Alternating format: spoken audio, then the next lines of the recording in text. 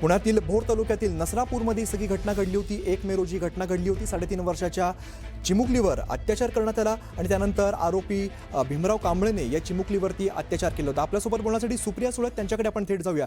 सुप्रिया, ते आपण बघतोय अतिशय मोठा निकाल, या आरोपीला अखेर फाशीची शिक्षा सुनावण्यात आली। तुमची काय पहिली प्रतिक्रिया? मी या निर्णयाचं मनापासून स्वागत करते। कोर्टाचे मनपूर्वक आभार मानते आणि पुणे पोलीस ग्रामीण आणि एसपीचे मनपूर्वक आभार मानते की त्यांनी व्यवस्थितपणे पाठपुरावा केला। माननीय मुख्यमंत्र्यांची तेव्हाही आम्ही मागणी केली होती की आम्हाला या विषयात राजकारण आणायचं नाही, महाराष्ट्राच्या लेखीचा प्रश्न आहे आणि या नराधामाला तातडीने फाशी दिली पाहिजे। आणि माझं तर पुढचं म्हणणं आहे की त्याला भर चौकात फाशी द्या।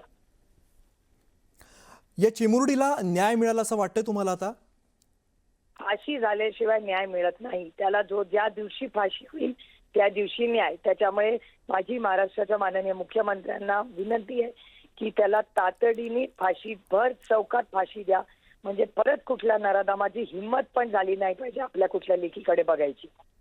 सुप्रिया, अशा पद्धतीचे जे गुन्हे असतात त्याला आळा घालण्यासाठी हा निकाल उपयोगी ठरेल का? हो, अर्थात याच्यासाठी फाशी लवकर आणि वेळेत देणं ही तेवढंच महत्वाचं आहे।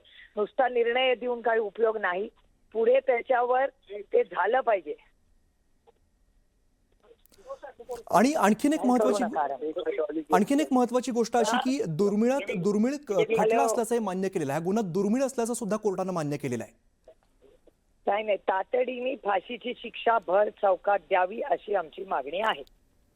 सुप्रिया, या आरोपीचं जी पार्श्वभूमी आहे ती सुद्धा अत्यंत वाईट होती, कोर्टानं सांगितलं, आणि त्यानंतर आज ही फाशीची शिक्षा होती आणि अतिशय वेगवान प्रकारे खटला चालला। त्याबद्दल काय सांगाल? मला असं वाटतं पुण्याचे जे एसपी आहेत आणि कोर्टचं यांनी अतिशय उत्तम पाठपुरावा केलेला आहे। मी पुणे ग्रामीणच्या पोलिसांचे मनपूर्वक आभार मानते की या केसमध्ये त्यांनी जातीने लक्ष घालून हा प्रश्न सोडवण्यासाठी त्यांनी जे कष्ट केले, कोर्टात जी केस उभी केली ती खरंच कौतुकास्पद आहे। आणखीन एक बरं धन्यवाद, तुम्ही सविस्तर बातचीत केली त्याबद्दल।